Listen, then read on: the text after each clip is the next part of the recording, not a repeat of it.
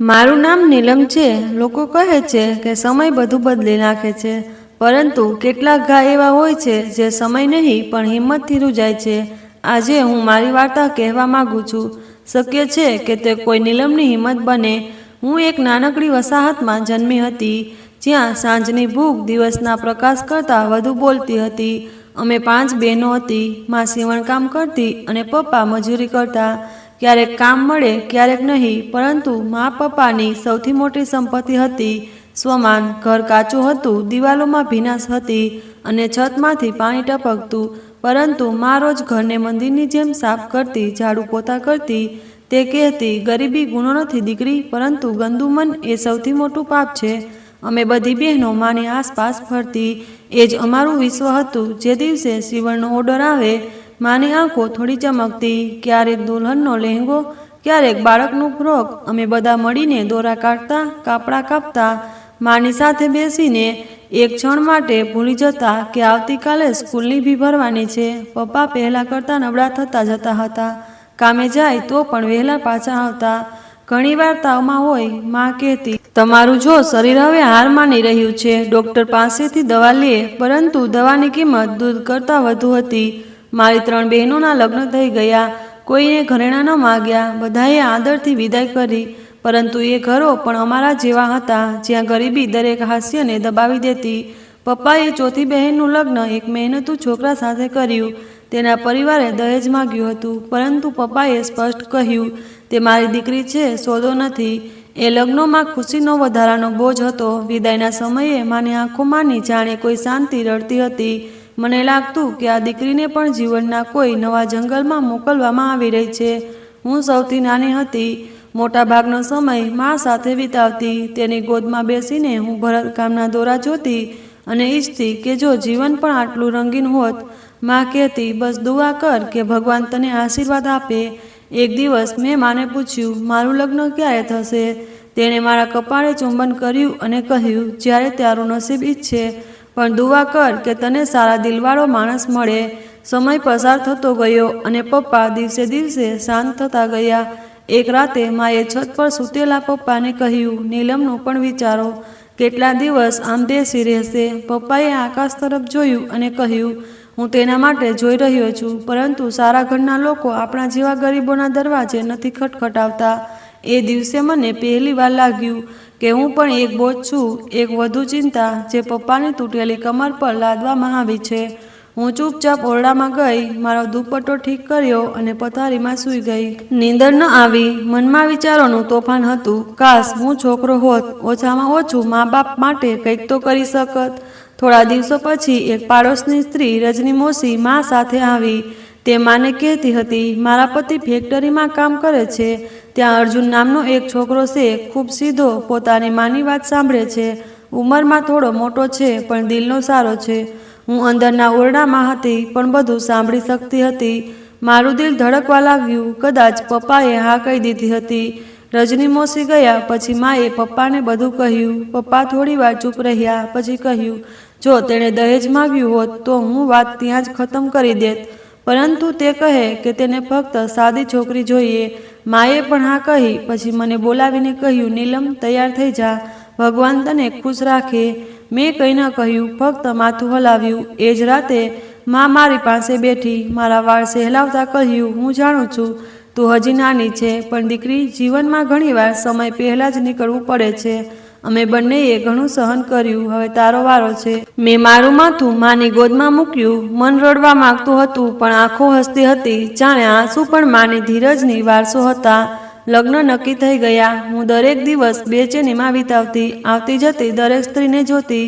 શક્ય છે કે કોઈ મને સમજાવે, પણ બધા ચૂપ હતા। બધા મારા લગ્નથી ખુશ હતા, ફક્ત હું જ અંદરથી ડરતી હતી।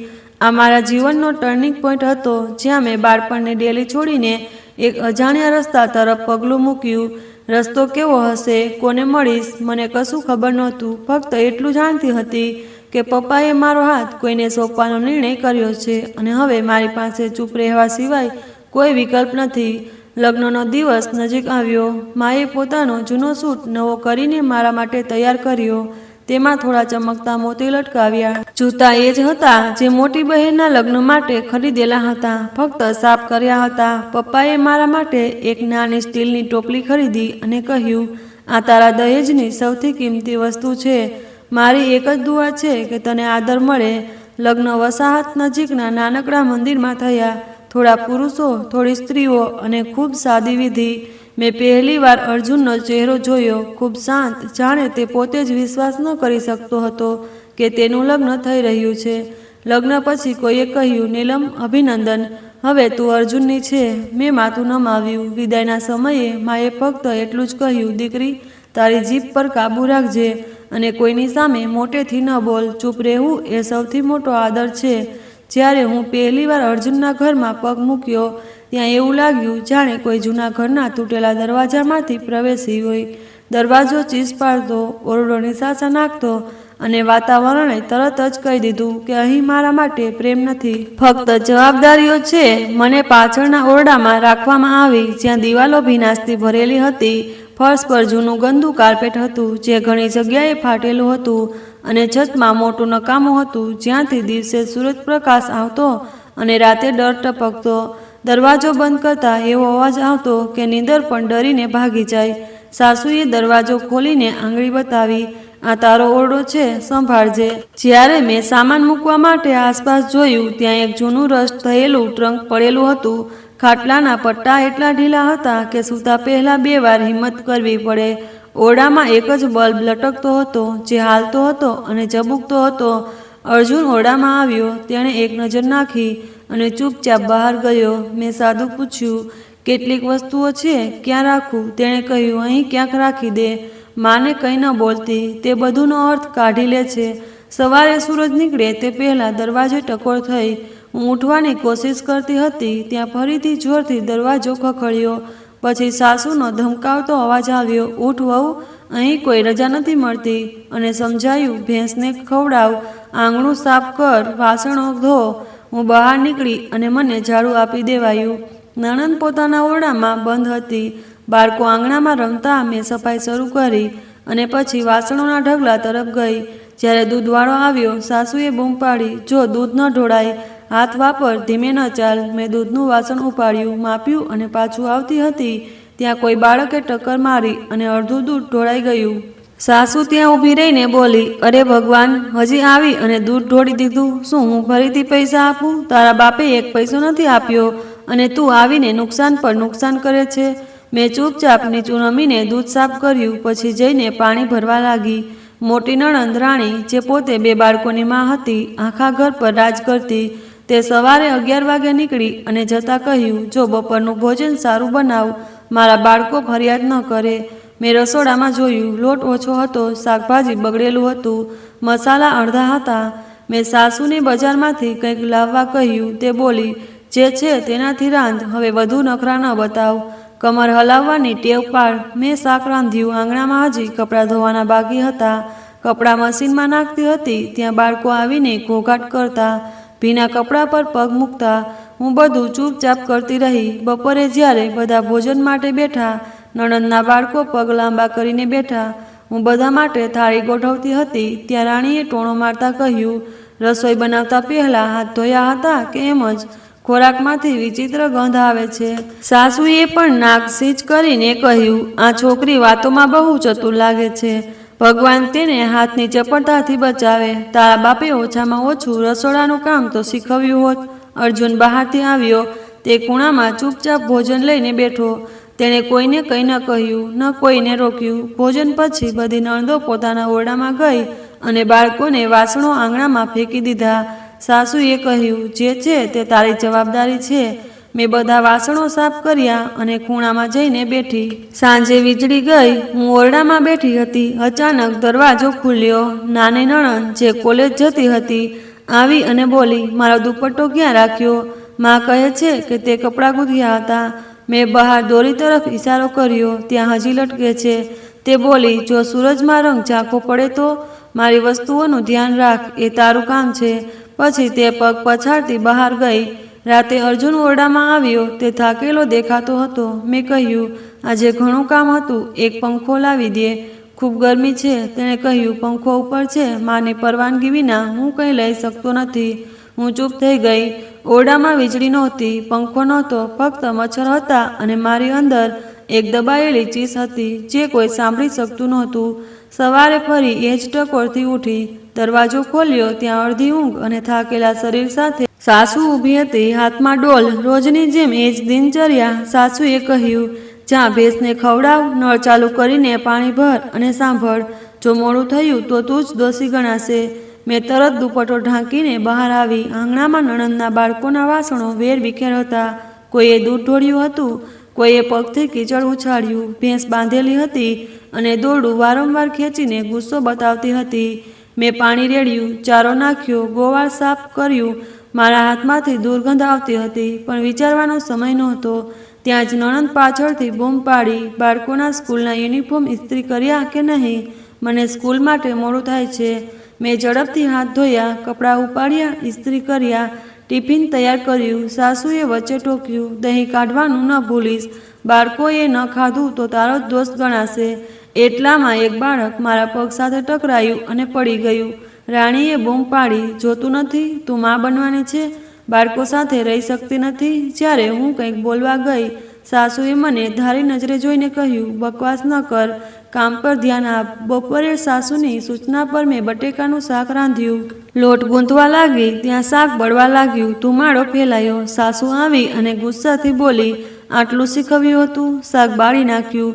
તારા બાપે થોડું શીખવ્યું હોત તો આ દિવસો ન જવા પડત. સાંજે જ્યારે અર્જુન ઘરે આવ્યો, મેં તેને ભોજન પીરસ્યું. તે ચૂપચાપ ખાવા લાગ્યો. ત્યાં રાણી આવી અને બોલી, માએ ફરી વહુ વિશે ફરિયાદ કરી. કહે છે કે તેને રસોઈ પણ બનાવતા નથી આવડતું. અર્જુન થાળી મૂકીને બીજા ઓરડામાં ચાલ્યો ગયો. હું તેની પાછળ ગઈ અને હળવેથી પૂછ્યું, મેં કંઈ ખોટું કર્યું? તેણે ઠંડા સ્વરમાં કહ્યું, મા જે કહે તે સાચું. તું બસ તારું કામ સંભાળ.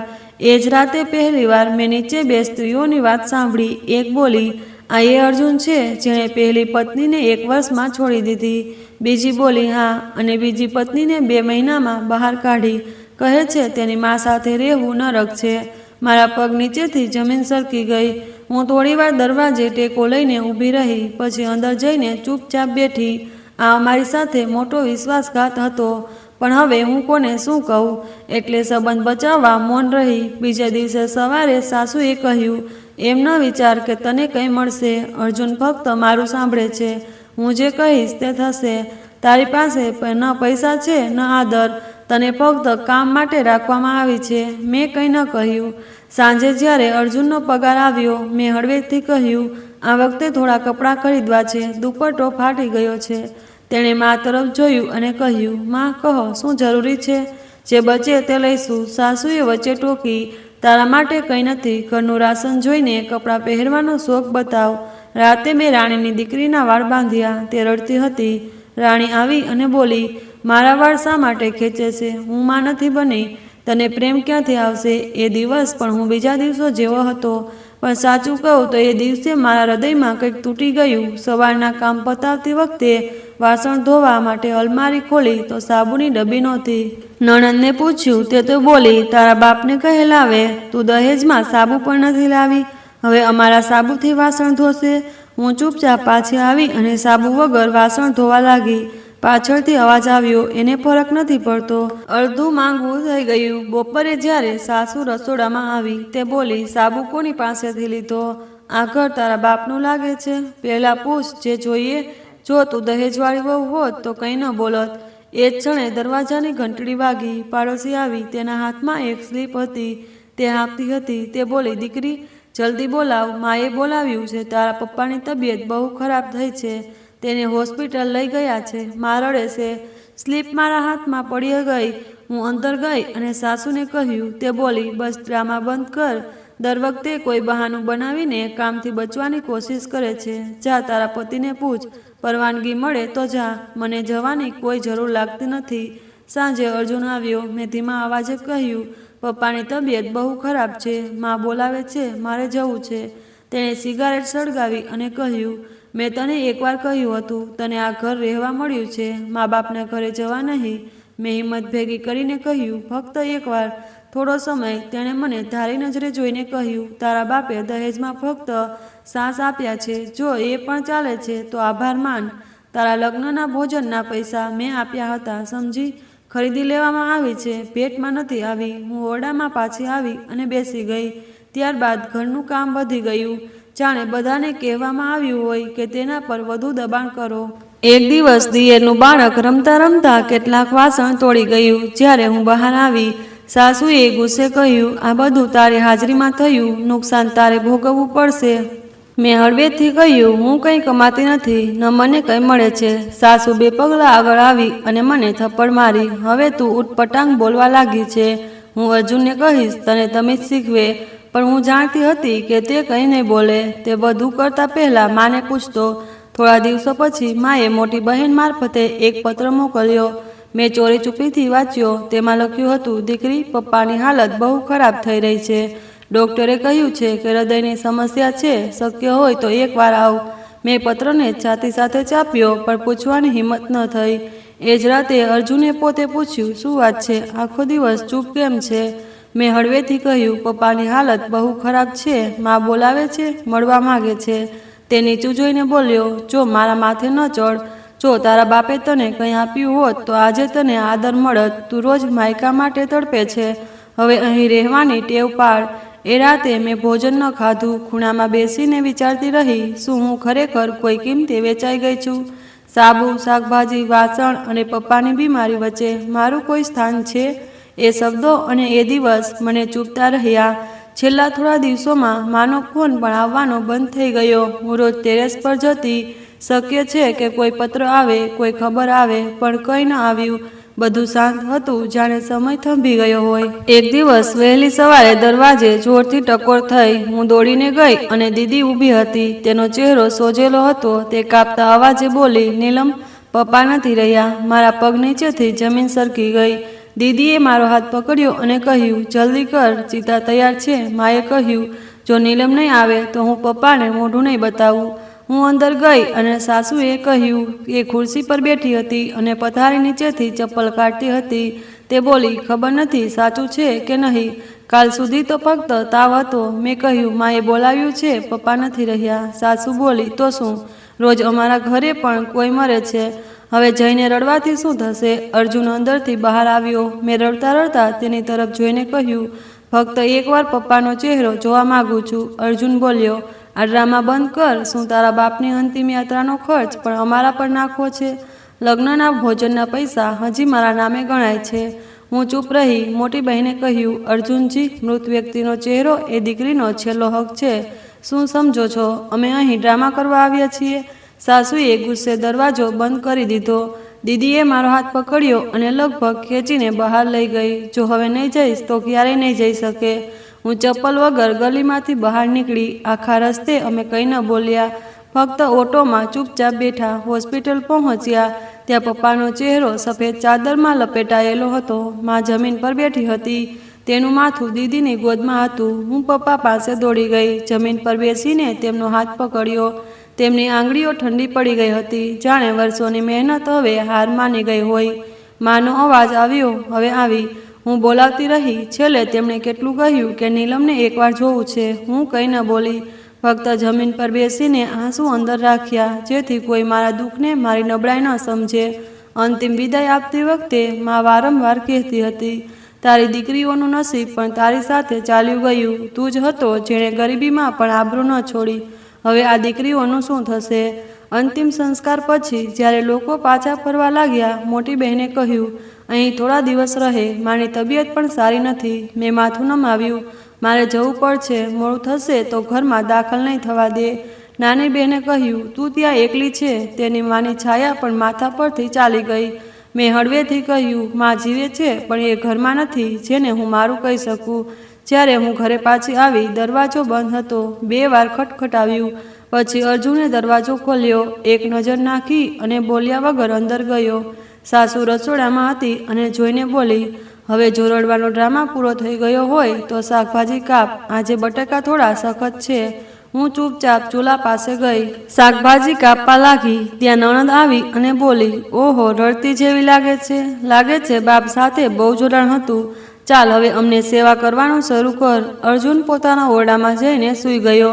જ્યારે હું તેને ભોજન આપવા ગઈ, તેણે કહ્યું, આજથી જો તું મને પૂછ્યા વગર બહાર ગઈ તો દરવાજો બંધ કરી દઈશ, સમજી? મેં માથું હલાવ્યું. પપ્પા ગયા પછીના દિવસથી મને અસ્વસ્થતા લાગવા લાગી. રાતે ઠંડી લાગતી અને સવારે પરસેવો થતો, પણ કામ બંધ ન થયું. સાસુએ એકવાર પણ ન પૂછ્યું કે હું થાકી છું કે મુક્ત છું.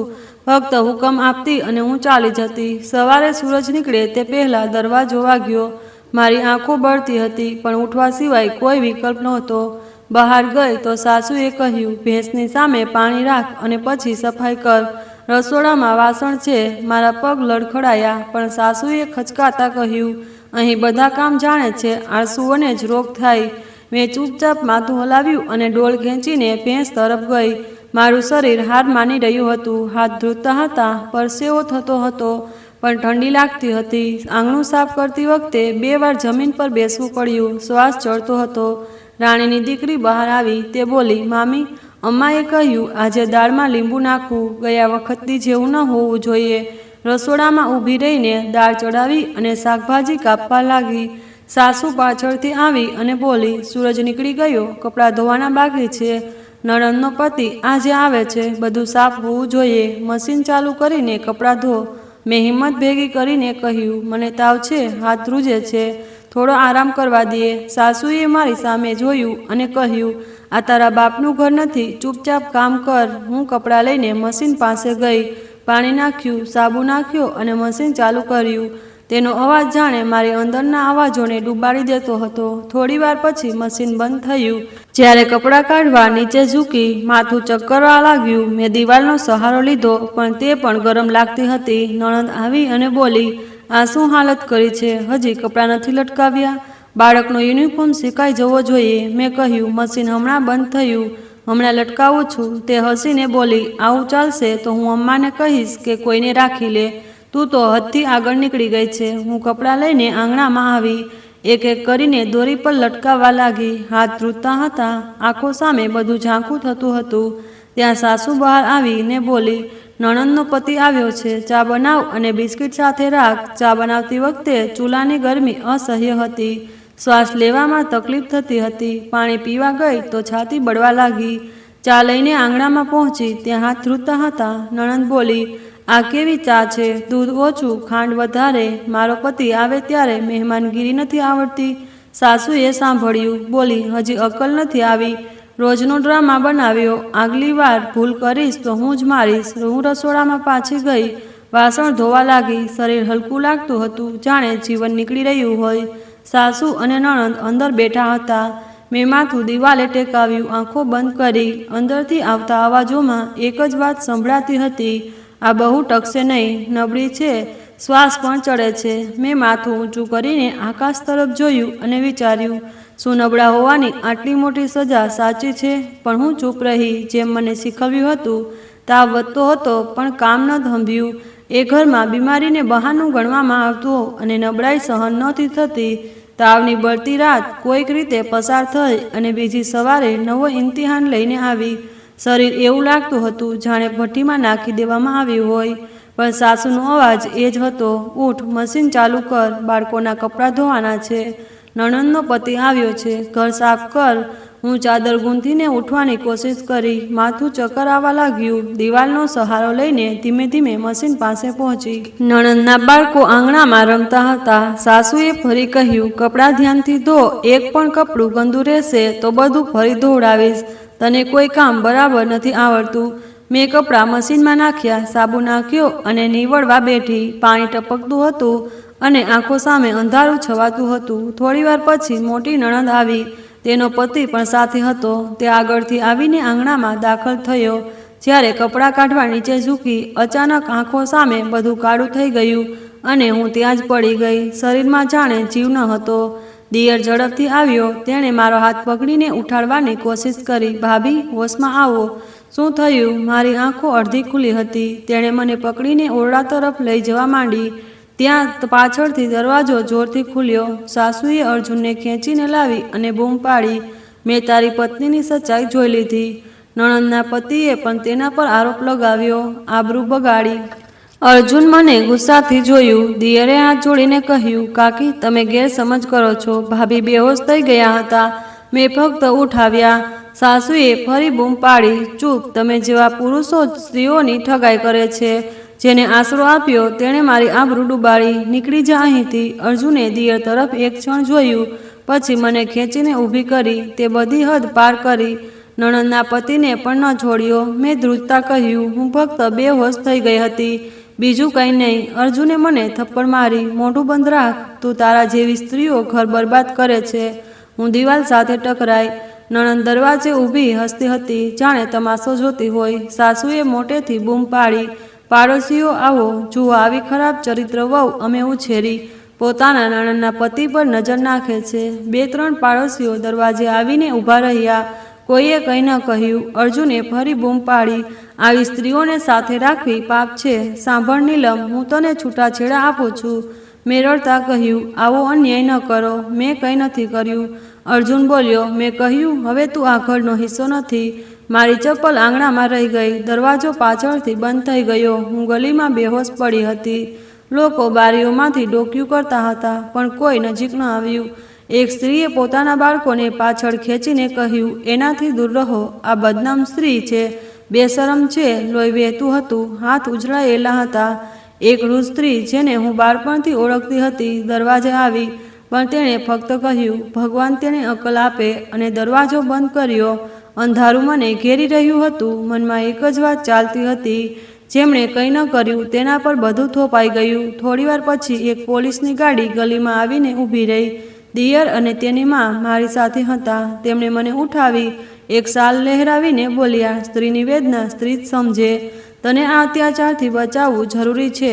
પોલીસે દરવાજો ખખડાવી અર્જુનને બહાર બોલાવ્યો. તેમણે કહ્યું, આ સ્ત્રી ઘાયલ છે અને પાડોશીઓ સામે છૂટાછેડા આપવામાં આવ્યા. મામલો ગંભીર છે, તમારે નિવેદન આપવું પડશે. સાસુ પાછળથી બૂમ પાડી, આ જૂઠું બોલે છે, આ ચાલાક સ્ત્રી છે. દિયરે કહ્યું, મારી માં પણ સાક્ષી છે, મેં ફક્ત ભાભીને ઉઠાવ્યા. જો આ ગુનો છે તો મને પણ સજા કરો, પણ ખોટા આરોપથી કોઈનું જીવન બરબાદ ન કરો. પોલીસે કહ્યું, તપાસ થશે, સ્ત્રી પર હાથ ઉઠાવવો ગુનો છે.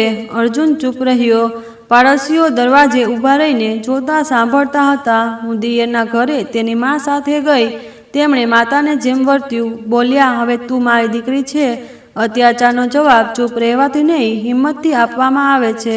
હું ચૂપ રહી. મારી જીભ હલતી નહોતી. મને લાગ્યું કે આજે મેં એ બધું ગુમાવ્યું જે એક સ્ત્રીની ઓળખ છે, પણ કદાચ મને કંઈક એવું મળ્યું જે જીવનનું કારણ બની શકે.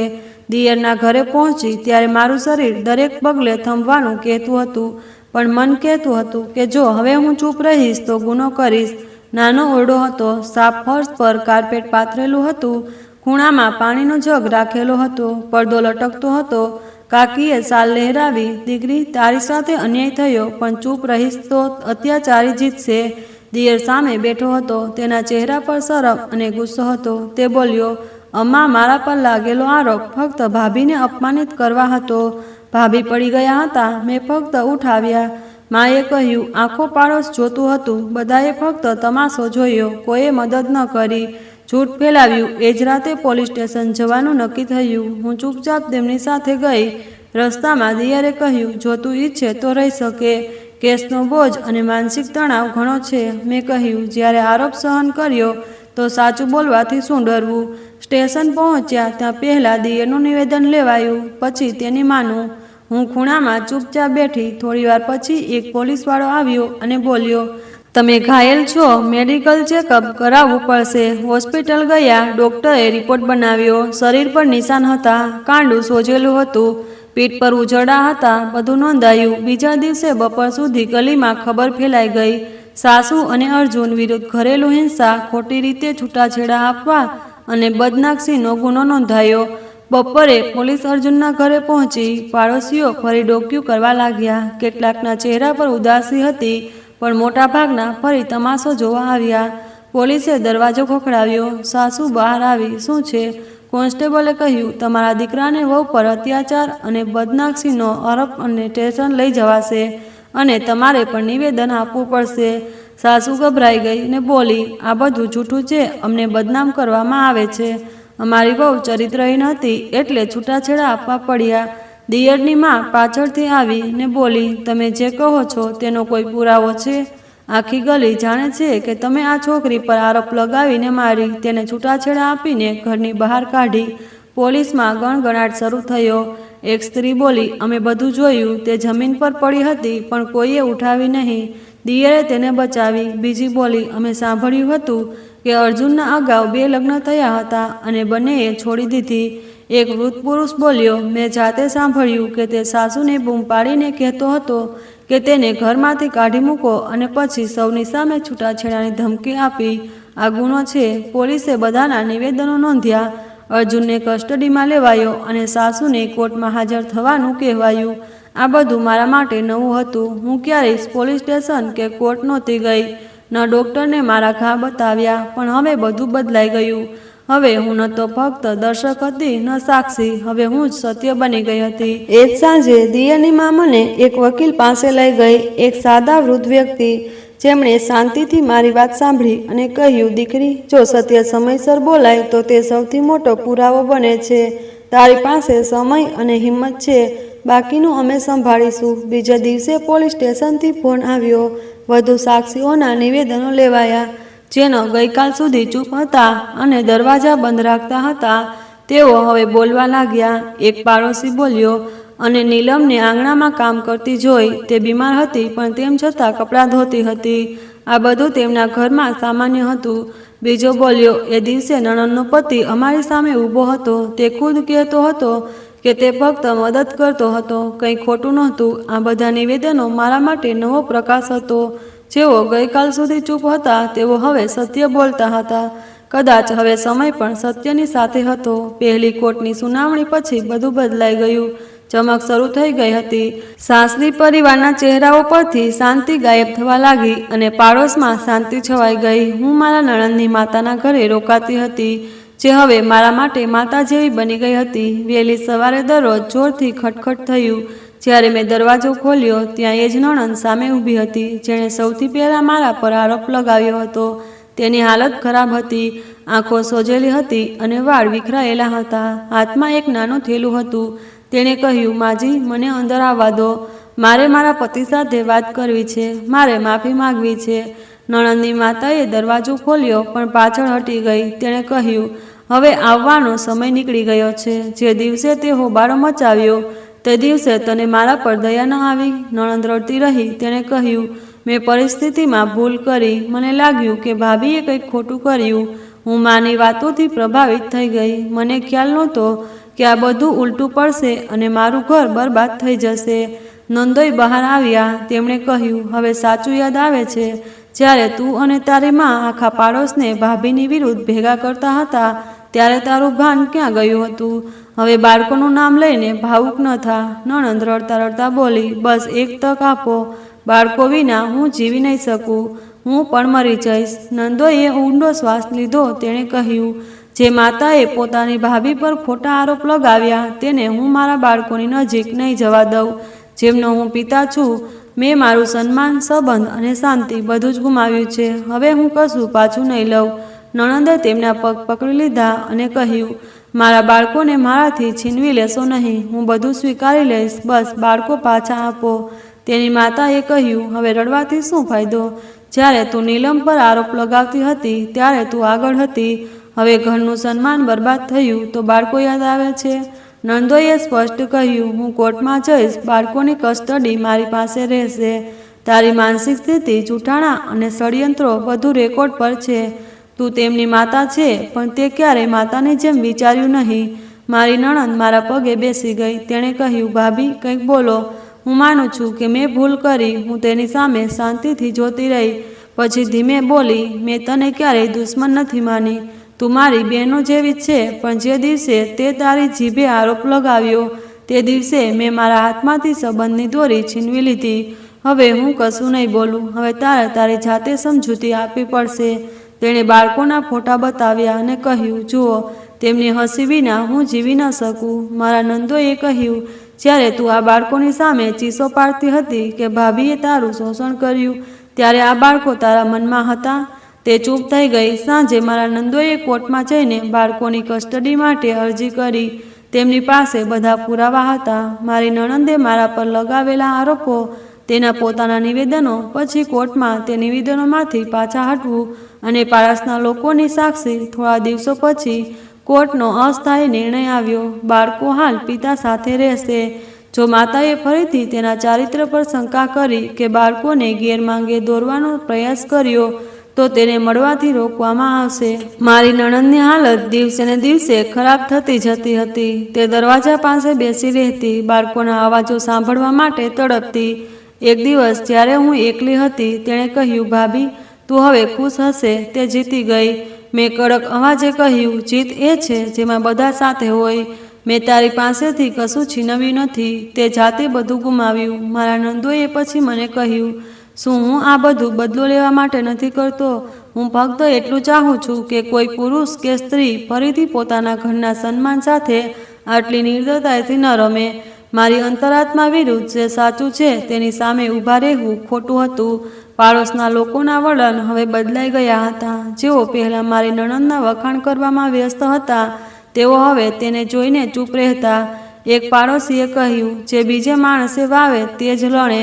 આજે મારી નણંદે જે બીજ બીજા માટે વાવ્યું હતું તે લણી રહી છે. કોર્ટના નિર્ણય પછી અને નણંદની હાલત જોઈને આખું વાતાવરણ શાંત થઈ ગયું.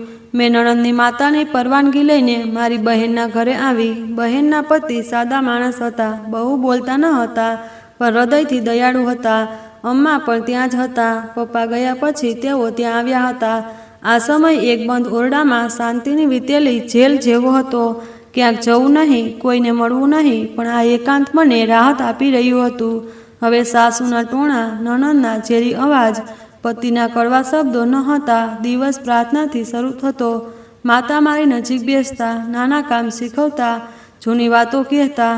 એક દિવસ તેમણે કહ્યું, નીલમ, જે સમય પસાર થયો તે આપણી કસોટી હતી. હવે જે આવી રહ્યું છે તે ઇનામ હોઈ શકે, જો આપણે ધીરજ રાખીએ. મેં ધીમા અવાજે કહ્યું, માં, જો કંઈક તૂટે અને જોડાય તેનું નિશાન રહે છે. હવે હું ફક્ત શાંતિ ચાહું છું. મને એવો કોઈ સંબંધ નથી જોઈતો જે બોજ બને. બહેન નજીક બેસી હતી. તેણે કહ્યું, જો સંબંધ બોજ જેવો લાગે તો તેને નિભાવવો સજા બની જાય, પણ જો એ સંબંધ કોઈના માટે ટેકો બને તો જીવન સરળ બની જાય. તેની વાત સાંભળી હું ચૂપ થઈ ગઈ. અંદર કંઈક હલચલ થવા લાગી. થોડા દિવસો પહેલાં નણંદની સાસુ અને નંદોઈ મને મળવા આવ્યા. માએ તેમની સાથે બીજા ઓરડામાં વાત કરી. પછી દીદીએ મને બોલાવી. તેણે કહ્યું, બેસ, અમારે કંઈક વાત કરવી છે. તેઓ તારા માટે એક પ્રસ્તાવ લાવ્યા છે. હું ચોંકી ગઈ. કોનો પ્રસ્તાવ? માએ મારો હાથ પકડીને કહ્યું, નંદોઈનો. મારા શ્વાસ અટકી ગયા. આખો ઓરડો શાંત થઈ ગયો. મેં આંખો નીચી કરી. આ કેવો નિર્ણય? લોકો શું કહેશે? જેઓ ગઈકાલ સુધી આરોપ લગાવતા હતા, આજે તેમની સાથે સંબંધ બાંધવાની વાત થાય છે. દીદીએ તરત કહ્યું, લોકોની જીભ ક્યારેય બંધ થતી નથી. જેઓ ગઈકાલે તારા પર આંગળી ચીંધતા હતા, આજે તેઓ તારી હિંમતના વખાણ કરે છે. માએ મારું માથું થપથપાવ્યું. દીકરી, એ છોકરો સાચું બોલે છે. તે સન્માન આપે છે. સૌથી વધુ તે તારા દરેક દુઃખનો સાક્ષી છે. તને સમજવા માટે તેને કોઈ સમજૂતીની જરૂર નથી. મેં મુશ્કેલીથી પોતાને સંભાળી અને કહ્યું, મારી નણંદ, તેણે બધું ભૂલી ગઈ. દીદીએ કહ્યું, હવે તે પોતે જ તેના કર્મોનું પરિણામ ભોગવી રહી છે. હવે તેને આ સંબંધમાં કોઈ અધિકાર કે અડચણ નથી. છૂટાછેડા કોર્ટે કરી દીધા. બાળકોની કસ્ટડી પણ છીનવાઈ ગઈ. હવે તે ફક્ત એક શાંત ભાગ છે. હું ચૂપ થઈ ગઈ. અંદર ઘણા સવાલો ઊભા થઈ રહ્યા હતા, પણ બધા ચહેરા પર શાંતિ હતી, જાણે બધાએ નિર્ણય લઈ લીધો હતો. ફક્ત મારું હા બાકી હતી.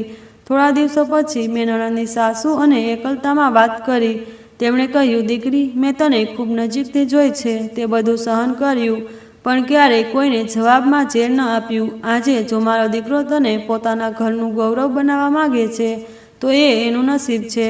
મેં પૂછ્યું, તમને ક્યારેય મારા પર શંકા ન થઈ? તેમણે કહ્યું, જો મને શંકા હોત તો તે દિવસે હું તને પકડીને પોલીસને ન બોલાવત. હું તારો હાથ પકડત. મેં આંખો નીચી કરીને કહ્યું, મેં ક્યારેય વિચાર્યું ન હતું કે હું તે જ વ્યક્તિ સાથે જીવન વિતાવીશ જેને હું ગઈકાલ સુધી મારી નણંદનો પતિ માનતી હતી. તે હસ્યા. ગઈકાલે તે કોઈ બીજાનો હતો, આજે તે ફક્ત એક સારો માણસ છે અને તારા માટે નવી શરૂઆત. હવે એવું લાગતું હતું જાણે ઘરમાં કોઈ પ્રકાશ ફેલાયો હોય. માતાએ મારા લગ્ન માટે સાચવેલા નવા કપડાં કાઢ્યા, મારો હાથ પકડીને કહ્યું, ચાલ નવું જીવન શરૂ કર. લગ્ન નક્કી થઈ ગયા, મારી સંમતિ વિના. કોઈ ઘોઘાટ નહીં, કોઈ હોબાળો નહીં, ફક્ત થોડા નજીકના લોકો અને બધું ખૂબ સાદું થઈ ગયું. લગ્ન પછી મેં તેની સાથે પહેલીવાર સીધી વાત કરી. તેમણે નીચું જોઈને કહ્યું, હું જાણું છું કે આ સંબંધ તારા માટે સરળ નહીં હોય, પણ હું વચન આપું છું કે હું એ જૂના દિવસોની છાયા તને ક્યારેય નહીં સ્પર્શે. મેં ધીમેથી માથું હલાવ્યું. હું ફક્ત સાચું ચાહું છું, બાકી બધું હું સહન કરી લઈશ. લગ્ન પછી અમે એ જ ઘરે પાછા આવ્યા જે ક્યારેય મારું સાસરું ન હતું, પણ હવે મારા માટે એક નવું આંગણું બનવામાં આવ્યું હતું. મારી નણંદની સાસુ, જે હવે મારી સાસુ બની ગઈ હતી, મને દરવાજે લઈ આવી અને કહ્યું, આ વખતે દરવાજો બંધ નહીં થાય. આ દરવાજો હવે તારા માટે છે, તારી ધીરજ માટે, તારા સાચાઈ માટે. હું તે આંગણામાં પગ મૂકી રહી હતી, પણ આ વખતે મારા હાથ ખાલી ન હતા. મારી સાથે એક સાચું હતું. એ લાંબી સફર હતી અને નવી સવારની આશા, જે કદાચ મારા નસીબનો પ્રકાશ હતો. લગ્નને 1 મહિનો થઈ ગયો. બધું નવું હતું, પણ આ વખતે નવીનતા ડરાવનારી નહીં, પણ આરામદાયક હતી. જે ઘરમાં હું આવી હતી, એ ઘર મારા માટે પહેલાંથી અજાણ્યું ન હતું, પણ હવે એ જ ઘર મારું લાગવા માંડ્યું હતું.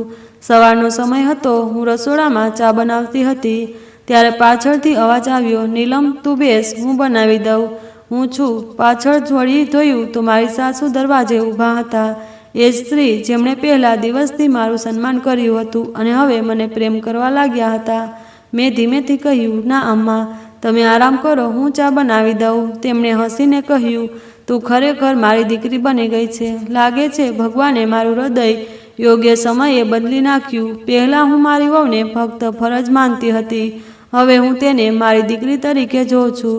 ઘરનું વાતાવરણ સંપૂર્ણ બદલાઈ ગયું હતું. એ નાની નાની વસ્તુઓ જે પહેલાં સ્વપ્ન જેવી લાગતી હતી, હવે રોજિંદા જીવનનો ભાગ બની ગઈ હતી.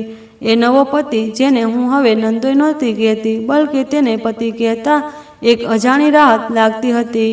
તે બધામાં મારો અભિપ્રાય લેતો, પૂછતો, સાંભળતો અને ક્યારેક કંઈક બોલવા માટે દબાણ ન કરતો.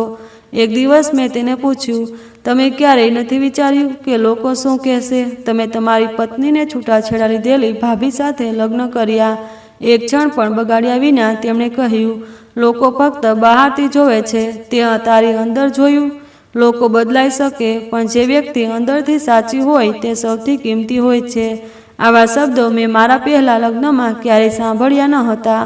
મારી સાસુ પણ વારંવાર મારા વખાણ કરતા. એક દિવસ પાડોશની એક સ્ત્રી આવી અને બોલી, આ વખતે ખૂબ સમજદાર વહુ મળી. મારી સાસુએ તરત જવાબ આપ્યો, મને સમજદાર નહીં, સચું મળ્યું. જે સ્ત્રીએ બધું સહન કર્યું અને ક્યારેય મોં ન ખોલ્યું, તે વહુ નહીં, દીકરી છે. આ સાંભળી મારી આંખો ભરાઈ આવી, પણ મેં આંસુ અંદર રાખ્યા. હવે હું નબળી દેખાવા નહોતી માંગતી. ક્યારેક બાળકોના અવાજો આવતા, એ જ બાળકો જેને મારી નણંદ પોતાની સાથે લઈ ગઈ હતી. એ પળોમાં મારી સાસુ ચૂપ થઈ ગયા.